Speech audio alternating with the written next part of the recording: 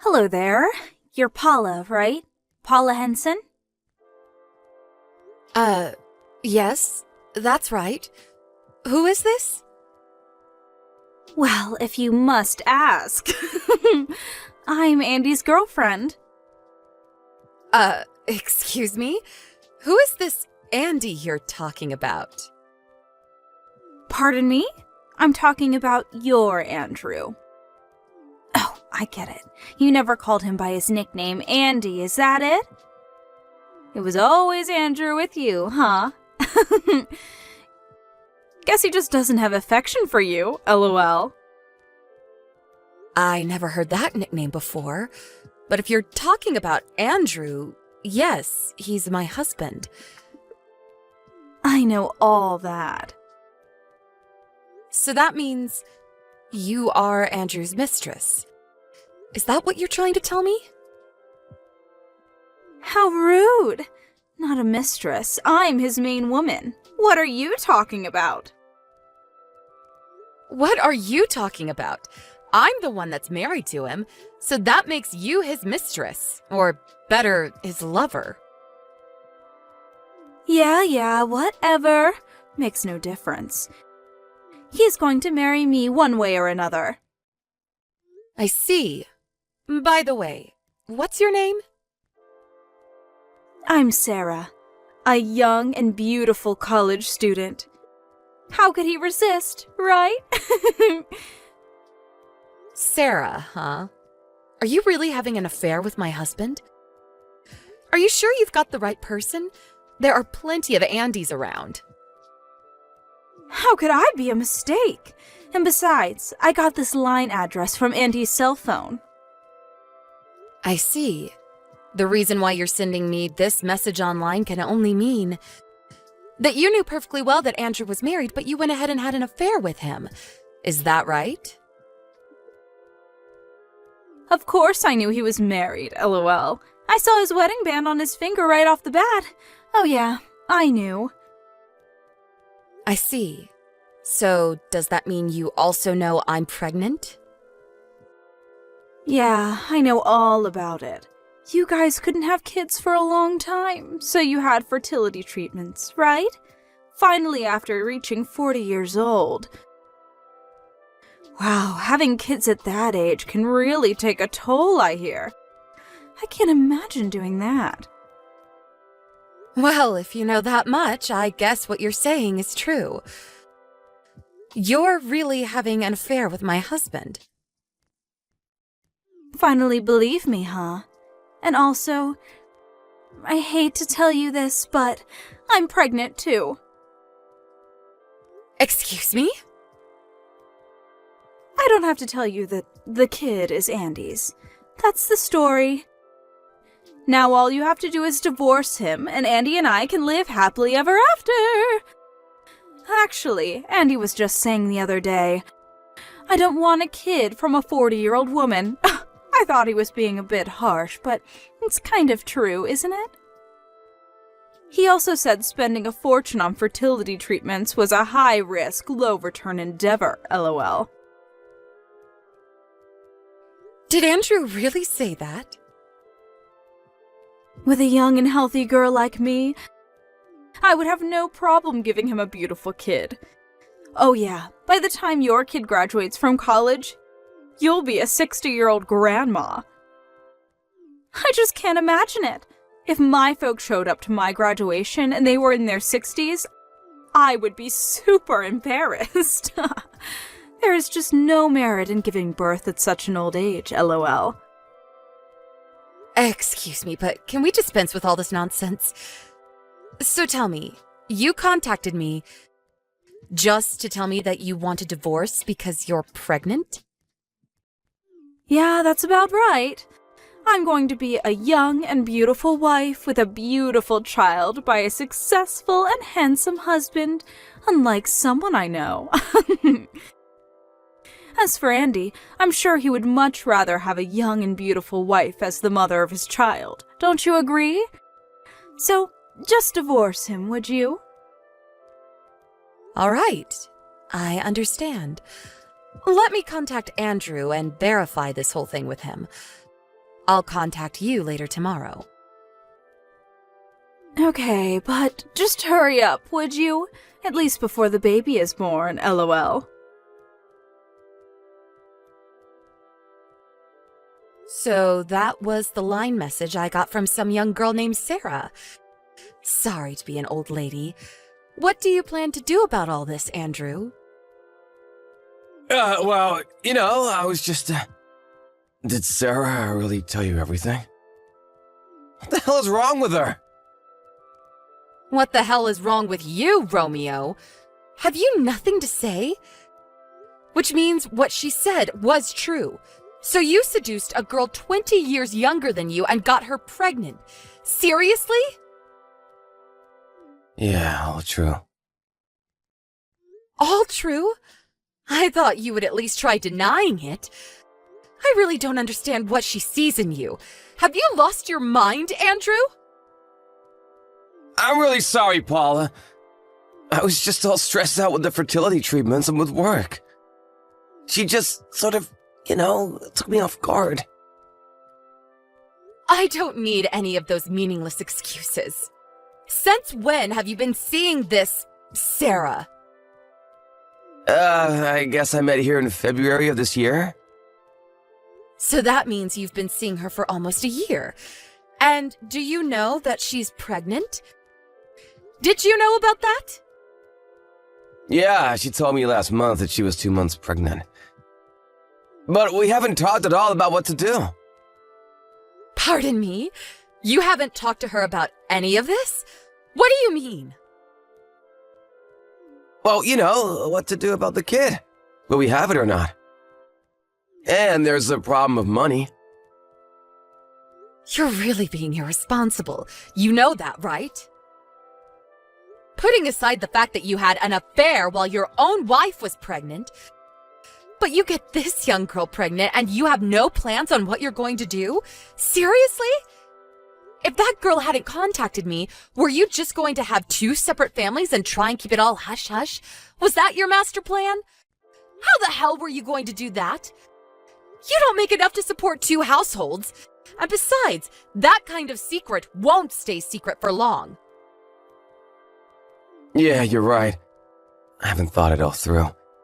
It's not financially feasible, I know, but we have some money from your folks every month. I did kind of think maybe I could work it out. Excuse me? Are you serious? Were you seriously thinking you could use money from my folks to support your little Jezebel? No, I wasn't going to rely on you. It's just that... How could it be any other way? You have totally outdone yourself, Andrew. The only solution I can think of is divorce. Huh? Seriously? Divorce? Of course! There is no other way. Do you really think I could continue living with someone who cheated on me? Even if we did manage to continue our marriage, it would be an uncomfortable existence. For both of us. And someday our child. Better that we get a divorce. I don't see any other way. But... Well, I guess if you want that, I have no objection. You have your work, so you won't have a problem making a living and bringing up our child, but... Sarah, she's still young and will have a hard time alone. Okay, so there's no other option but divorce. Let's get the paperwork done as soon as possible. I'm going to gather some of my things and go over to my parents' place.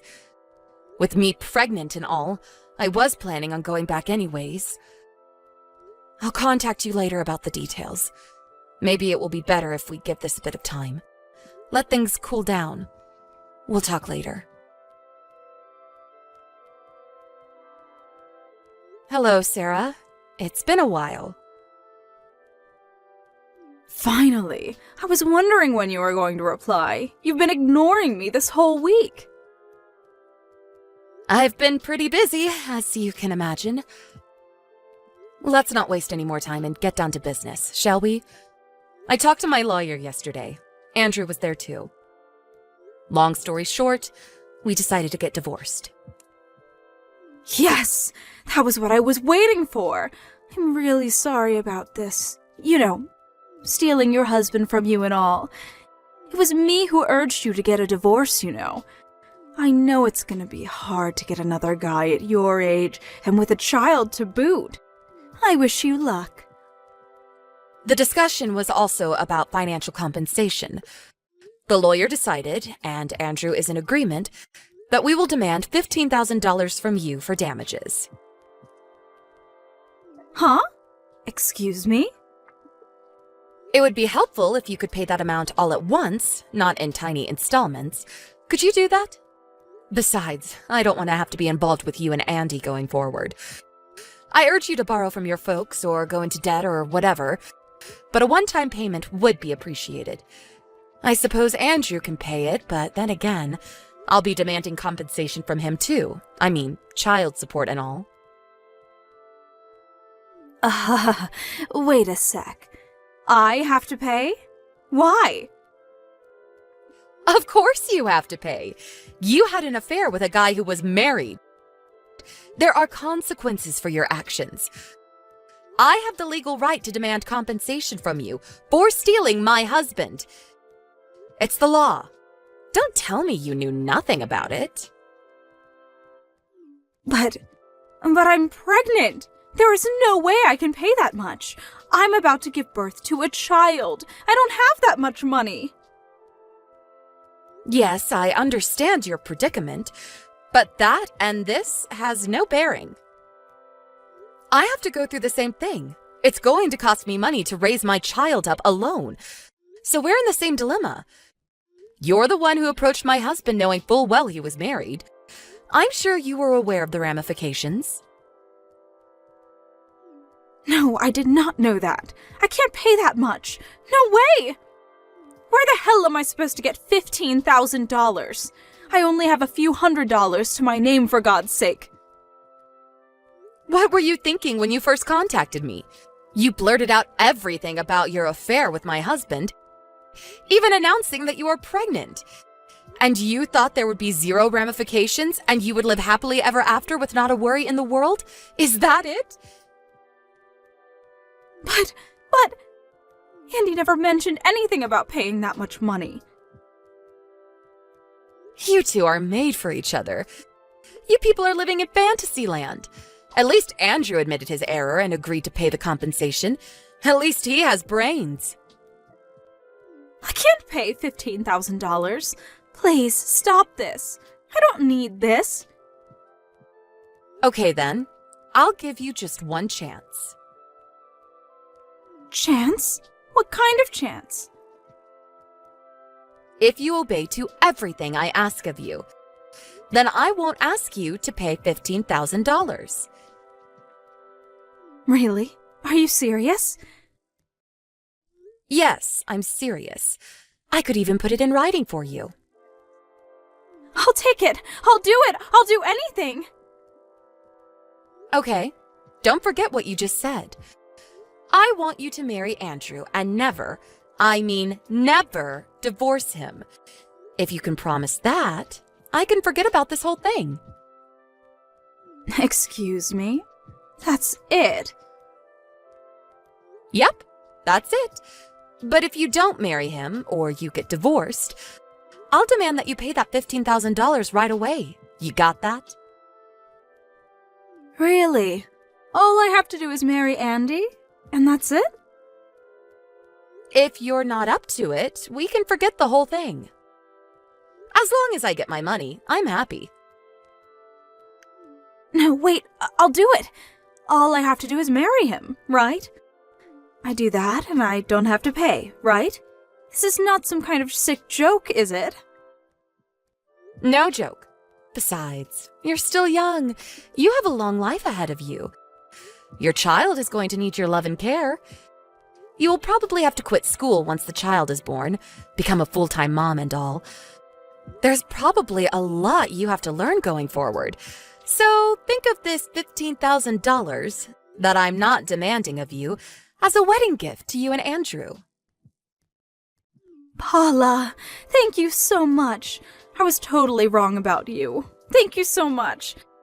I didn't think you were such a nice and compassionate person. I'm so sorry for all of this. I truly mean it, from the bottom of my heart. I said so many awful things to you. I really regret it. I'm really sorry about all of it. Forget about it. It's all in the past. I just hope you and Andy and the child that's on the way will be happy. That's all I want. I can't thank you enough. You can be sure. No. I'll try my best to make this work. Hey, Paula! I heard the whole thing from Sarah. Thanks for what you did. Thanks for acknowledging our marriage. Wait, what's this about? Besides, we're already divorced. I wish you wouldn't contact me anymore. Right, but I just wanted to convey my gratitude. I know you did it for me and Sarah. Thanks so much. I couldn't believe you would dismiss the compensation as long as we got married. I mean, I thought you'd be more hostile toward us, given the circumstances. You decided to show compassion for the baby, right? To be honest, if I had to pay you for damages, I'd be totally broke. I was wondering what I was gonna do. So I was extremely relieved to hear what you did. Thank you. Oh, about child support. I'll pay that, no problem. Are you finished? I'm really not sure where you got things all wrong, but I'm still going to demand that you, not Sarah, pay compensation for what you did. Wait, excuse me? Don't be surprised, Andrew. Or should I call you Andy? I never said anything about you. You're not part of the deal. I only said Sarah would be exempt if she married you. That's all. But you, well, that's a different story. I will have you pay for all damages and child support. I would prefer to get all that as a one-time bulk payment. Can you do that? Wait a sec, no way! But then, why only Sarah? I don't know. She just seemed the type that would hold a grudge forever. I mean, when she first contacted me, she just went on and on without thinking of the consequences. She acts as though she's the victim or something. If I forced her to pay, I don't know what she would do to get back at me. I wouldn't put it past her to bring harm to me and my child in the future, so I figured it would be best to give her the upper hand, make her feel as if she's won. If I had to pick $15,000 or the safety of me and my family, well, I would definitely pick the latter. And the reason why I make these demands is to make sure you stay with her. Seriously? You'll probably come to your senses after a while. You'll probably wish you had paid that $15,000. Mark my words. What do you mean by that? What are you up to? Oh, yes, I should tell you. You're going to be relocated to the company's subsidiary up north pretty soon. So expect to be called in soon. Wait, what? Up north? Relocated? Why? When did this happen? What do you mean, why? Don't tell me you forgot. You do remember, right? You got into the company you're working at right now only because my brother vouched for you. The only reason you got to the position you're in at all is due to my connections. But what do? Instead of being grateful, you have an affair with a young girl and you get her pregnant. And then there's the divorce. I don't see why you could even remain at that company. Actually, you should be thankful you didn't get fired over this. Yeah, I get it, but relocated up north? Seriously? If you don't like it, quit and find another job. But you're already over 40 and not much to show on your resume. I'm really not confident that any company would hire you. But you can be sure of one thing. Your income will suffer. But how can I survive? Well, this is of your own making. You're just going to have to accept the reality and pay the compensation and child support while living up north. A middle-aged guy living in rural Michigan. When your little Sarah realizes what she's gotten herself into, she's going to be absolutely crushed. And the only way she can get out of this mess is to pay the $15,000. I'm pretty sure she'll grow resentful of you as time passes. And you'll also have to take care of your child. You'll probably have to continue working even after retirement. As kids grow older, it starts to cost a lot more to support them, too. It's not easy bringing up children. I just hope you're up to it. You'll probably be working well into your 70s.